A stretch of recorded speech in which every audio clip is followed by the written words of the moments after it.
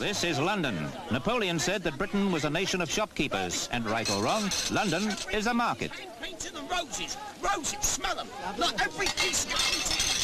Half a dozen. And to add, there's the cups. A lip-shaped cup. When you drink your tea, your lip fits the cup. Your nose doesn't go in it. It's burnished gold, burnished handle, hand-painted, and every piece guaranteed.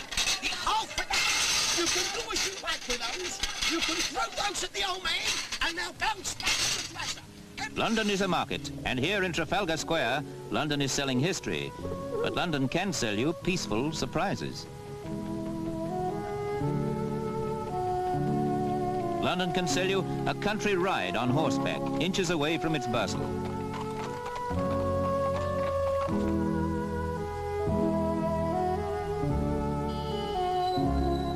London can sell you a sense of idyllic remoteness right at the heart of things. And in fact, slap on one of those bus routes that take you back to the towers and spires and the sounds you recognize.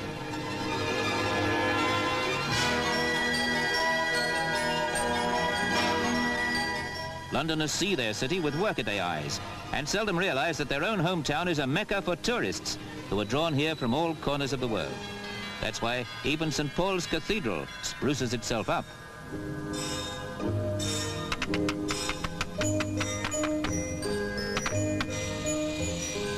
Oranges and lemons say the bells of St. Clement.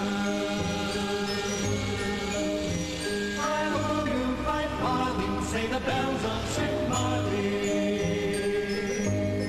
Well, will you play me? London's not just a market today, it's a supermarket. And even its most venerable buildings with a wash and brush up are acquiring something of a snazzy new look to keep up with all the new commodities on show. But the stallholders in this open-air bazaar have never lost sight of the fact that their main selling line will always be tradition, as you see it in the Lord Mayor's show.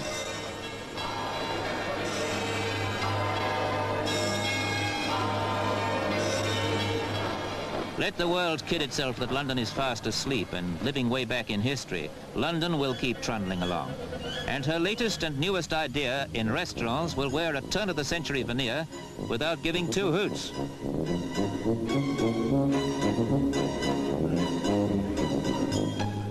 Here in Bishopsgate, they've gathered together the whole history of early motoring, and not sold it but given it away as the decor, with a menu combining modern dishes with old-world nostalgia.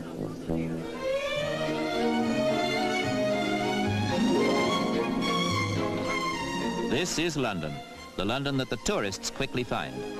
But even as you sit here, you sense that there's another London outside. You can do what you like with them. And to add, there's the plates, the half a dozen. Look, every piece is burnished gold. Quality. Do what you like. And the tourists keep pouring in to the old place that we in Britain take so much for granted, to the old marketplace that we find hard to think of as a tourist centre. Because when Londoners turn themselves into tourists, they aren't landing, they're taking off. You don't realize that right round the calendar, tourists raise London's population by 1 million.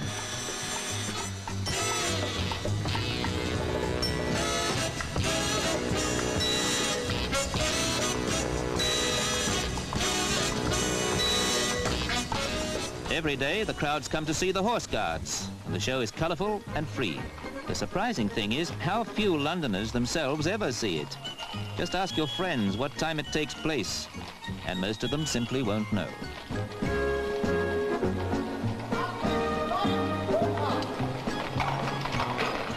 This is the glittering giveaway sort of ceremony that you won't find in any other market.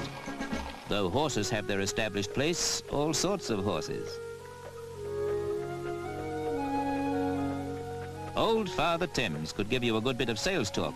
The river's been the scene of a stunt or two, but what's this they're pulling now? Oh yes, we sell all sorts of stunts in this marketplace, and a water motorbike we take in our stride.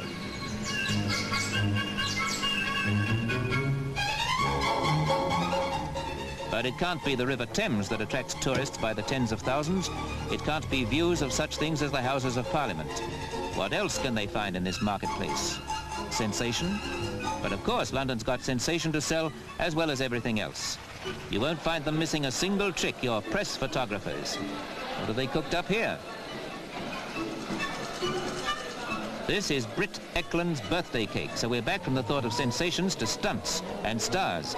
For Peter Sellers must break into the scene any minute. And here he comes with her birthday present.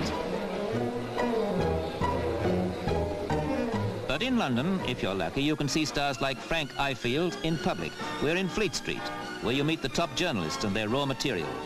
This writer is jazzman journalist Pat Doncaster. Famous crime men gather here, in the pub that has the whole history of the printing trade on show.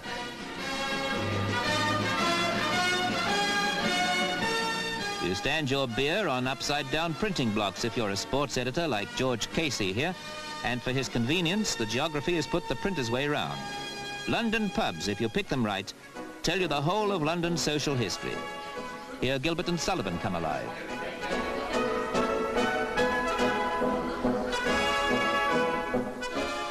The theme you can read in a whole string of hostelries is London, the London of fact and the London of fiction.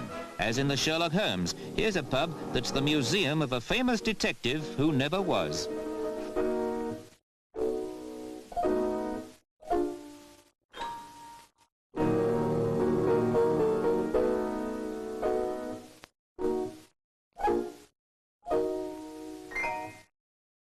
The Hound of the Baskervilles, fiction, and a gay dog of real life.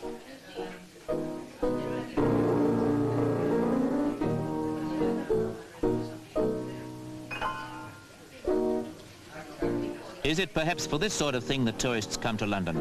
Because they can strike up a conversation with a stranger over an inquiry about Conan Doyle's Speckled Band.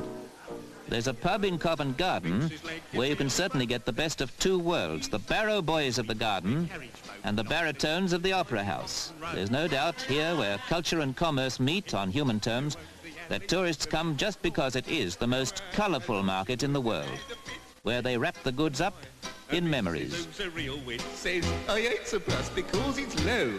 Oh, watch out! Oh, the neighbours cry. Who you gonna meet, Bill? And you bought the street, Bill? Not I. Oh, I should have died. Not them in the old den road. £5 and it's yours, whoever wants it. But just a moment, sir. I don't want your £5. I won't sell one. I'll pack them in a bag. I can get hold of that set. I could smash them to 1,000 pieces. And I'd realise more money for the broken pieces upon the scale. The first hand gets it, the complete set. I'll smash them and realise more. The fun customer, the lot. £4. Gentlemen, there one. Gentlemen, there one.